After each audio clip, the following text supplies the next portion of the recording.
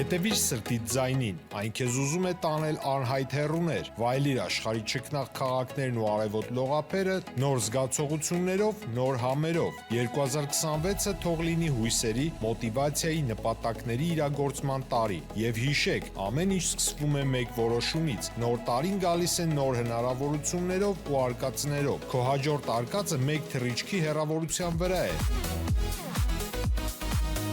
Travel with M 095 89 20 48 Արև ձեզ արգելի հեռուստատիտողներ, մենք շարունակում ենք մեր աշխատանքը Պոլիտիկ.am-ի եթերում, տարեվերջյան քննարկում ենք ունենալու Մայրայաստան խմբակցության ղեկավար, Երևանի ավագանում Մայրայաստան խմբակցության ղեկավար եւ շարժման նախաձեռնող խմբի անդամ Մանուկ Սուքասյանն է, շնորհակալ եմ Մանուկ մեր հավերժնալու։ 2025 թվականը մոտեցավ ավարտին, քաղաքային իշխանության տնտեսության իմաստով բավական բարդ տարի էր երևանցիների համար։ Տարին սկսեցին թանկացումներով, որի դեմ դուք սկսեցիք պայքար։ Իշխանությունները ըստ էության տարվա ավարտին արձանագրեցին, որ տապալել են այդ հարցում, որովհետև տրանսպորտի սակագինը 50%-ով թանկացրել են առնվազն, հա, եւ իբրև թե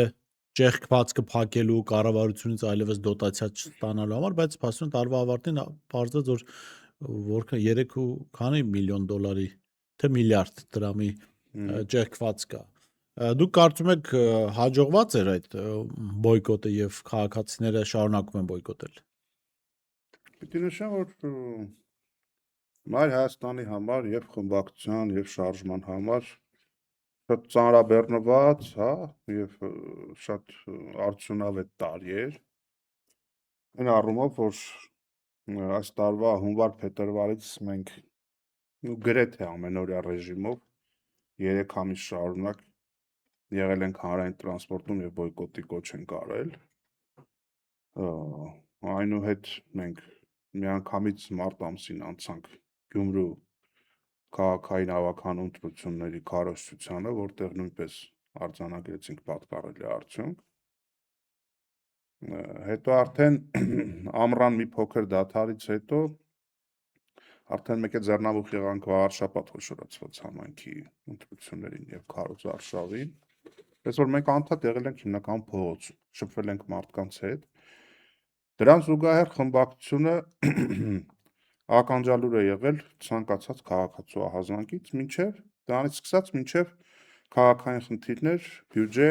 24 թվականի բյուջեի կատարողական,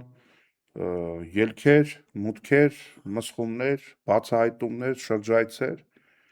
այնպես որ ամբողջ տարին մեզ համար եղել է աշխատանքային ծանրաբեռնվածության տարի եւ նաեւ արդյունքների տարի։ Ձեր ասած ուղղությամբ, տեսեք ինչ մի հատ sense բալագան ստացվեց։ Իրենք շեշտում են, որ այ բոյկոտը չի կայացել սկզբում, այս տարվա փետրվար-մարտին։ Հետո ստիպված եղան, որ այդուհանդերձ բոյկոտի արդյունքում կա թերհավաքագրում եւ իրենց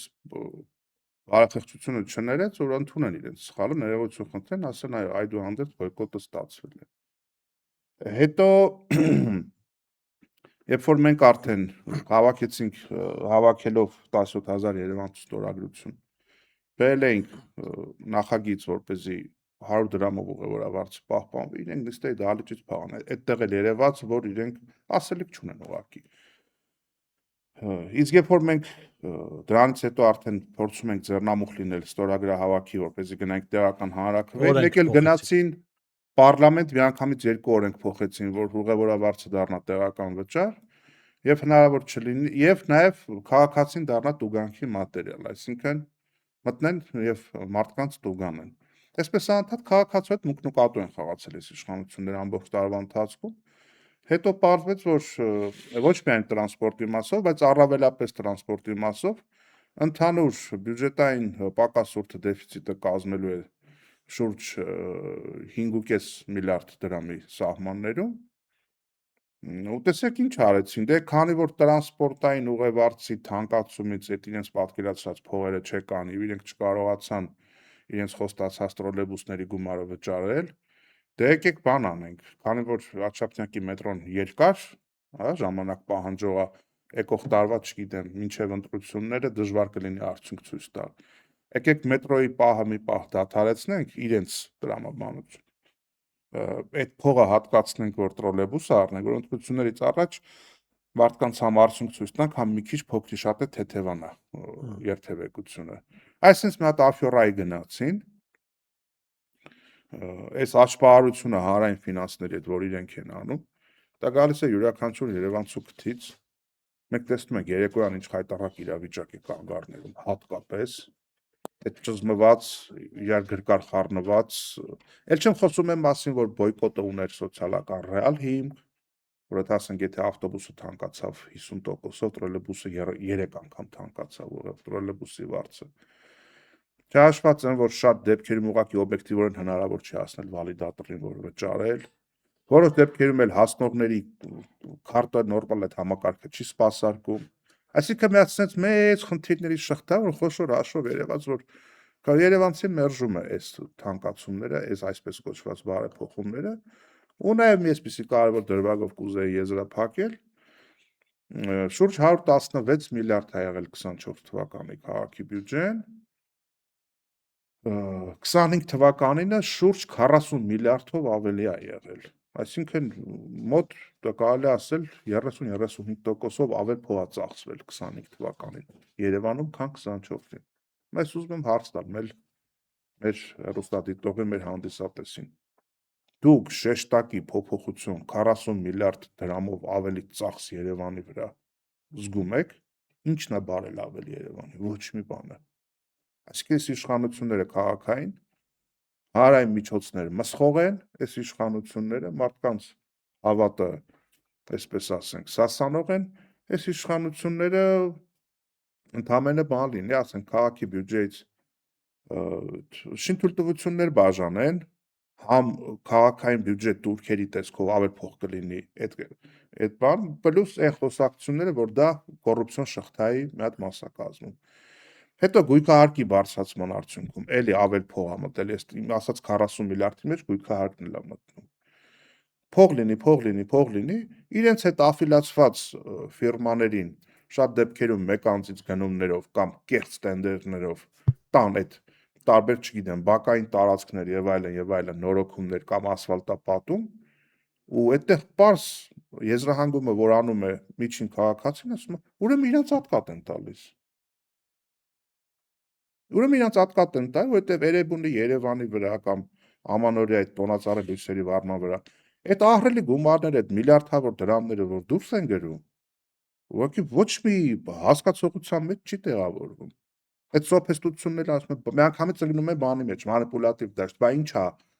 տոն չանենք, չէ, արեք, իհարկե արեք, բայց ամեն բան ունի իր ողջամիտ բյուջեն։ Դրա մասին է խոսքը։ Նաև կարմիր կետագծերի թանկացումը, որը դատարանում դուք հաղթեցիք 2, հա, դե 2 անգամ առաջին աշճանում ենք բայց հաղթել, նորից բերեցին 24-25-ը, 2 անգամ վերաքննիչում ենք հաղթել 24-25-ը, հիմա նորից բերեցին, եւ հանրային ձայնը իրենց հաճախորդների աջակցությամբ արդեն բացահայտ, էլ ուրիշ հնար չունեին, հա։ Նույն հանրային ձայնը, ով անցած տարի դեկտեմբերին 25 թվականի տեղական турքերի եւ վճարների քվեարկության ժամանակ համաձայնվեց չմասնակցել։ Այդտեղ իրենք չեն մասնակցել եւ դրանով յուրօրինակ բոյկոտ են արել, որպեսզի քվորում չլինի։ Մեկ ուրիշը ապահովեց այդ քվորումը։ Ու այն ժամանակ ոչ մեկը իրենց չի ասել, բա ապահովեք Արտակ Գալստյանի ներկայություն։ Դե հիմա մարդ ազատազրկման վայրում է, ընդունել ենք իրողություն, ասել ենք տարբերակը սա է, չմասնակցել, քվորում չապահովել, որ չանցնի։ Հիմա այս տարի եկել են ձեր խմբակցությունից, ասենք, այս ինչը չկա, մյուսը չկա։ Պարոն Հարոնյանը երկկողմային թոքաբորբով պարկած էր հիմա, անհնար էր այդ մարդու ներկայությունը ապահովել։ Հիմա ինչ։ Մյուս տարբերակը չմասնակցել։ Բացի այդ, քվեարկեցին, քվորում ապահովեցին, եւ այս իշխանությունները հերթական անգամ Երևանցու վզին փաթաթեցին այդ թանկացումները։ Հիմա ես ընդհանրում եմ, որ մենք սա կբողոքարկենք ու նախադեպի բերումով արդեն ավելի արագ կունենանք այդ որոշումները, բայց նախորդ 2 տարիների որոշումները արդեն հիմա մեկ էլ վճռաբեկում է ձգձգվելու, մինչև շարունակելու է Երևանցին դառնալ տուգանքի եւ թալանի մատերիալ։ Այդքան բան։ Համ քաղաքային խնդիրներից գանք քաղաքական եւ համապետական խնդիրների, եկեղեցու շուրջ տեղ ունեցողներ այս տարի ամենաշատը քննարկվածը։ Այո։ դեկտեմբերի 18-ին դուք էլ էիք եկեղեցում շարժման ներկայացուցիչներով եւ ըստ էության իշխանությունների ծրագիրը չստացվեց, հա, 10 տիրադավ հոգեվորականներով գրոհել Մայրաթորը, փորձեցին տաճարի դռները քացով, բռունցքներով, այսպես ուժ կիրառելով բացել, դա էլ չստացվեց եւ փորձեցին այսպես կոչով դիմել ժողովրդին վանկարկումների ներքո, դա էլ չստացվեց ի վերջո ժողովրդի մեջ այսպես խոսք տարածվեց, Բենթլիով բերացին, գազելով տարան, հա, վերջը։ Եվ սպասվում էր, որ դեկտեմբերի 28-ին կգրոհեն Մայրաթորը, որովհետև իրենք տարբեր առիթներով հայտարարել էին, որ ամանորը կդիմավորեն առանց Գարեգինբը վեհապարի։ Պաստորեն սա էլ չի ստացվում իրենց մոտ, հայտարարեցին, որ Գառնիում են կեղծ պատարագի մասնակցելու։ Ինչպես է գնահատում տարվա ընթացքում տեղի ունեցող եկեղեցու շուրջ գործընթացներ եւ այս պահին եղածը ոնց կգնահատեք։ Դա հաղթանակ էր, իշխանության զիջում, հետ քաշում էր, ինչ էր։ Նախորդին ինձ մի քաղաքացի մոտեցավ խանութում եւ իր մտահոգությունները հնչեցնելով, այդպես ահազանգ նաեւ հնչեցրեց, որ շատերը որոշակիորեն ընկճված են, ապաթիայի մեջ են, վախենում են եւ այլն։ Եվ այն խոսքերը, որ ասեցի այդ քաղաքացու հետ շփման ժամանակ, ուզեմ ձեզ մոտ էլ կրկնել, որ այո, իշխանությունը բոլոր ժամանակների անկախ անձերից միշտ ունի անհամեմատ ավելի շատ ռեսուրսներ,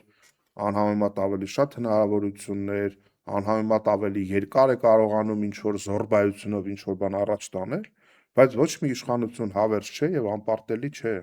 Ոչ մի իշխանություն անսխալական չէ, ոչ մի իշխանություն միշտ չի հաղթում, հա։ Եվ այստեղ մեր պարտքն է այնպես անել, որ հնարավորինս արագացնել եւ մոտեցնել իշխանության պարտության օրը։ Եկեղեցու այդ տարվողը անշուշտ ունի եւ արտաքին ազդակներ, առավելապես արտաքին ազդակներ, բայց Փաշինյան Նիկոլը որպես հիշաչարու անհատ, ես վստահ եմ չի մոռանում, չի ներում մասնավորապես 20 թվականի պատերազմից հետո վեհապարի հստակ դիրքորոշումը իր հրաժարականը պահանջելու մասով, մասնավորապես 24 թվականի Բագրատ Սրբազանի շարժումը նա չի ներում, ելի վերագրում է եկեղեցուն, որքան էլ որ վեհապար հայրապետը բացահայտ չկար այդ ամեն ինչի մեջ եւ անթուփ ինչեւ սառեցվեց Բագրատ Սրբազանի ծառայությունը։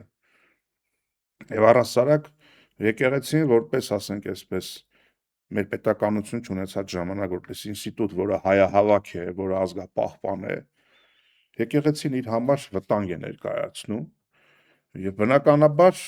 փորձելով շահարկել ինչ որ դրվագներ, որոնք տարիների ընթացքում եղել են տարբեր խոսակցություններ եկեղեցու հետ կապված, որոնց մի մասը միգուցե վիրավամբել պետք է հանել, հա, հանրային քննարկման մակերևույթ եւ որոշակիորեն գնալ դեպի ռեֆորմների։ Հետո չեմ բացառում, բայց երբ որ դու դա վերստում ես որպես եկեղեցին կազմակերպելու արդեն հիմք, դա արդեն լրիվ ուրիշ բանի մասին է խոսում։ Այս պարագայում եկեղեցին հիմնահատակ անելու վեհապարին գահից հեռացնելու ինքը իդեա ֆիքս ունի, բայց շատ այսպես ճակատագրի հեգնանքն է, որ այդ 10 եպիսկոպոսները, այդ որ ասում են անգամ տիրադավներ, ախր չի կարելի եկեղեցուն ամենաշատ հեղինակության հարված հասցրած մարդկանցով փորձել իբրև թե բժշկել բարենորոգել եկեղեցին։ Այսինքն եթե դու իրոք ուզում ես եկեղեցին բարենորոգվել, դու պիտի որպես հավատացյալ այդ հոտի զավակ վեհապարին ասեիր այս մարդկանց հեռացրու, հա, օրինակի համար կամ կարգալույծ արա, ոչ թե այդ մարդկանց վերցնես, միավորվես ընդդեմ վեհապար հայրապետի, դա աբսուրդի ժանրից է։ Դա նույնն է, որ ասենք Կճոյանի միջոցով եկեղեցին բարոնորոգելը նույնն է, որ դու փորձես կանանց երիտասարդ աղջիկների մոտ բան, այսպես բարոյականության դասեր տալ ջունգլի անոյի միջոցով, ասենք ջունգլի անոն լինի գաղափարախոսը այդ բանի։ Կամ չգիտեմ, ասենք սեռական բռնությունների համար դատապարտված անձանց մի օր հավաքես եւ ֆեմինիստական շարժում ստեղծես։ Այդ կարգի ինչ որ մի հատ աբսուրդի ժանրից էր այդ ամեն ինչը։ Ակնհայտ է, որ թամենը գնում է նախ ավտորիտարացում է գնում իշխանության, այսինքն անձնակենտրոն հանրային կյանքի բոլոր ոլորտները միանձնյա որոշելու եւ տնօրինելու եւ այդտեղ խոսակցությունը պետքա նաեւ ես կարծում եմ, որ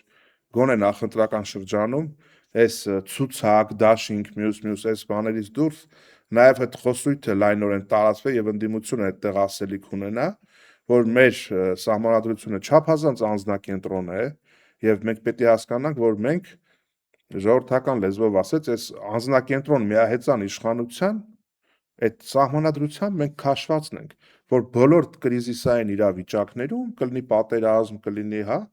բանակցային գործընթաց, երբ որ մի անձ ունի անսահմանափակ իշխանություն, Եվ զրո պատասխանատվություն։ զսպումների եւ հակակշռումների մեխանիզմ չկա։ Եվ ավելին, ի տարբերություն նախագահականի, եթե այս համակարգը կա, մարդը կարող է ցմահ մնալ իշխանության։ Այսինքն այդ խոսույթն է, այսինքն ինչ անենք, որ հետագայում այս իշխանության գնալուց հետո հաջորդ եկողը որովհետեւ մեկը չի կարող երաշխիք տալ, որ հաջորդը հաստատապես ավելի լավն է լինելու։ Չի կարող ոչ մեկը նման երաշխիք տալ, որովհետեւ այդ չափով իշխանություն մեկին տալը, դա մարդու հոգեբանությանը շատ լուրջ մարտահրավեր է։ Դա շատ մեծ գայթակղություն է առաջացնում, պատկերացնել որպես մեսիա եւ իբրև թե Նիկոլը եկել էր Սերժից փրկի ժողովրդին, պատկերացնում եք Նիկոլից հետո եկողը ինչ բան է ունենալու, հա, Մանյև Իլիչը մեծամտության ինչ մեծ ալիքա գալու իր մոտ, որ ինքն է եկել փրկի ժողովրդին Նիկոլից։ Հիմա ոնց պիտի անենք, որ կարող է այդ մարդը անգամից ակամա ինքն էլ չզգա ոնց է ինքը աստիճանաբար, եթե ոչ մի անգամից ընկղմվում միահեծան իշխանության գայթակղության մեջ։ Եվ նաև այդտեղ է, որ կհարթվեն շատ անկյուններ, որ ցանկացած ընդդիմադիր բլոկ, ցանկացած ընդդիմադիր կուսակցություն իմանա, որ եթե ինքը չի հավաքելու 50+1, իսկ մենք տեսնում ենք, որ 50+1 ոչ մեկը չի հավաքելու ընդդիմադիր դաշտից, ինքը պետքա գնա կոմպրոմիսների։ Եվ պետքա գնա կոմպրոմիսների ոչ թե այդպես մի երկու նախարարական պորտֆել զիջեն իրենց կոալիցիոն գործընկերոջը, այլ հասկանա, որ ռեալ իշխանությունը պիտի կիսեն։ Եվ հասկանա, որ որևիցե միանձնյա ինչ-որ էքսցենտրիկ որոշում դա հղի ալինելու քաղաքական ճգնաժամով եւ օրինակի համար ասենք վարչապետը չի կարող զանգել իր կոալիցիոն գործընկերոջի ներկայացուցիչը, եթե ազգային ժողովի նախագահն է, չի կարող հեռախոսը վերցնի զանգի ասի դե բան արա, հենց հիմա հրաժարական տու։ Եվ այդպիսի հարցերի արծարծումն է, որ ես կարծում եմ ոչ պակաս օրակարգային է, որպեսզի գիտեք, նայեք, եթե լավագույն եւ վատթարագույն, հա, տարբերակը դիտարկենք։ Եթե վատթարագույնը դիտարկենք Փաշինյանի վերարտադրությունը, իմ ասած մարտահրավերները շարունակվելու են, որ նա դառնալու է, չգիտեմ, ասենք Պոլ Պոտի, Սադամ Հուսեյնի նման ինչ որ մեկը։ Դրսից նաև ջրելու են, որովհետև նաև այսպիսի խնդիր կա, եթե նա հանկարծ Աստված մի արած վերարտադրվի, նես չի դա գալու է հանդարտ խաղաղ կյանք։ Նրան ասեն դե հիմա պիտի սահմանադրությունը փոխես, հռչակես 4-րդ հանրապետությունը, շատ է ասում դառնալու Հայաստանի թուրքական հանրապետություն, հա։ Այսինքն զիջումները պերմանենտ շարունակվելու այդ մարտահրավերները։ Իսկ եթե հանկարծ Նիկոլը չի վերընտրվում եւ տեղի ունենում իշխանափոխություն, այդտեղ էլ հարցը առաջանում, բա այս նույն գործիքակազմը, որը ուներ Նիկոլը, մենք ինչին պիտի ապավինենք, որ այդ նույն գործիքակազմը մտածենք հաջորդ եկողը չի կիրառելու եւ չի դառնալու նրանից բետարը։ Այդ ստախոսության մանիպուլյացիայի ազգադավության բանը դնում եմ մի կողմ։ Ամենանորմալ մարդուն տարեք դրեք այս համադրությունով այդտեղ, առավելևս եթե նա ունենա այդ կայուն մեծամասնության այդ չարիքի բերումով նաև 50-ից ավել, դա թքած է ունենալու քաղաքական դաշտի բոլոր ֆիգուրանտների վրա։ Ու որտեղ պետքա կուղարկի, մեկին Սիբիր, մեկին Բանտ, մեկին չգիտեմ եսին որտեղ։ Այսինքն սա է հիմնական մարտահրավերը։ Այդ խոսույթն է պետք ծավալել։ Եվ նաև դա կբերի նաև կոմպրոմիսների դաշտ ընդդիմության, ասում որ հասկանա, որ ով էլ առաջի տեղը գրավի, մեկը միանձնյա իշխանություն չի ունենալու։ Եվ այդտեղ կոմպրոմիսները, բլոկային տրամաբանությունները, իշխանության վերաբերյալ ապագա պատկերացումները կդառնան շատ ավելի հանդուրժելի, որովհետև եւ նախագահականով եւ այս տարբերակով քաղաքական դաշտի բոլոր ֆիգուրանտները, հատկապես նախկին նախագահները գիտեն, ով նստում է այնտեղ, իրան ամեն ինչ, մնացածին ոչինչ։ Ու բարիքի մասին չի խոսքը։ Ասենք սահմանադրական օրենքների ընդունման հետ կապված, որ ասենք ռեալ բան լինի, պոլեմիկա գնա եւ իշխանությունը ռեալ զիջումներ անի ընդդիմությանը, որ լինի երկխոսության տարբերակ, որ լինի երկխոսության նախադեպ, երկխոսության մթնոլորտ, անկախ նրանից ով է իշխանությունը, ով է անդիմությունը։ Դա երկրին է պետք, ոչ թե քաղաքական ուժերին։ Եթե դա չենք անում, ես ասում եմ, էլի վատթար տարբերակով Նիկոլի վերընտրվելու դեպքում, որի շանսերը ձգտում են 0-ի, հիպոթետիկ ենթադրություններ են։ Այս ամեն ինչը էլ ավելի է խորանալու, իսկ եթե իշխանությունը փոխվի, բայց չլինի սահմանադրական փոփոխությունների օրակարգ, այդ ռիսկերը, որ մենք կարող ենք սրանից բեթարին ունենանք, ոչ մեկը չի չեղարկելու։ Այսինքն պետք է նաև հասկանալ ինչ է գրած, այս մարդը միանձնյա կարա տրորի ճակատագիրը թե չէ։ Եթե դա չեղավ, հույսներս դնենք տենանք երբ կարող է նորմալ մարդ լինի, այդքան իշխանությունից ինքը չդեգրադացվի եւ շարունակի դիվերսիֆիկացված կարծիք լսել, չոտարվի հասարակությունից, անգամ իր թիմակիցները խնդիր չունենան մտնել այդ մարդու մոտ ինչ որ բան ասեն ու չվախենան, որ մի քիչ կարող է երկար խոսան, իրանց շեֆը գործից հանի։ Այդ բանը միշտ եղել է մեզանով։ Շատ լավ, ամփոփելով տարին եւ սպասելով 2026-ին, դուք կարծում եք անդիմադիր ուժերը նախապատրաստական նախընտրական տնային աշխատանքը բոլորը արել են, թե բոլոր ասելով հիմնական խաղացողներին նկատում 4-5 ուժ երևի թե ընդդիմության դաշտում կա սպասողական իրավիճակ, թե ինչ կանի իշխանությունը, որ իրենք արձագանքեն դրան։ Այ ես այս մեր նորանկախ Հայաստանի պատմության բոլոր նախընտրական իրավիճակների հետ երբ որ զուգահեռում եմ, տեսնում եմ, որ միջին վիճակագրական վիճակ է, ոչ մի արտարոց բան էլ չկա, եւ ընտրություններից, չգիտեմ, 6 ամիս, 7 ամիս առաջ, 1 տարի առաջ, ինչ որ դիրքավորվելու տեղերում ակտիվություն ցուցաբերող անհատներին ինչ որ ներգրավելու եւ այլն ինչ որ քայլեր են արվում, բայց ես քաղբանտարկյալներին նվիրված պարլամենտական լսումների ժամանակ հայտարարել եմ, հիմա էլ եմ ուզում ձեզ մոտից կրկնել, որպեսզի իրենք սպասեն տեսնեն, մենք էլ ձեզ հետ իշխանությունը ինչ է անում, եւ որպեսզի իշխանությունը չգնա, ասենք, այդ իր ակնարկած ճանապարհով, իսկ այդ ակնարկները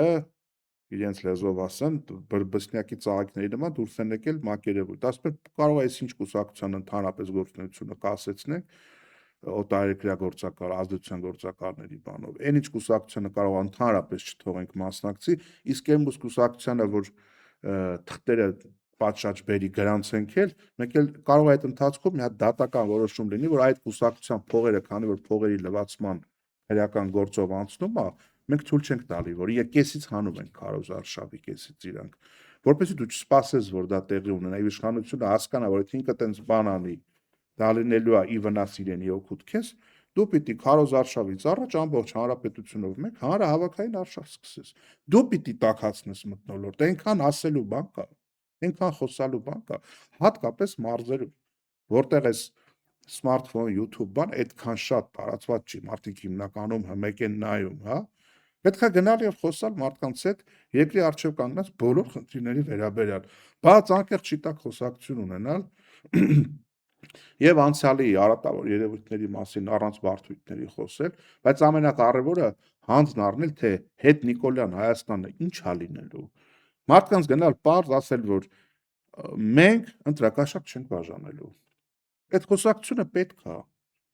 Մենք չենք իրենց անելու, որ տեղերում հետագա ընտրությունների ժամանակ գյուղապետեր, քաղաքապետեր, մարզպետներ, ոստիկանապետ, դատախազ, քննիչ, հարկայինի պետ, սոցիալի պետ բան անեն, վարչական ռեսուրսը կիրառեն, ձեզ ստիպեն, որ դուք մեզ ձայն տաք հետագայում։ Մենք դա չենք անելու։ Այս կարգի խոսակցությունն է պետք։ Մենք թույլ չենք տալու որևիցե մի քննիչ, դատախազ, դատավոր կաշառքով գործանի, անարդար որոշում կայացնի, մենք նրան համարելու ենք մեր թշնամին,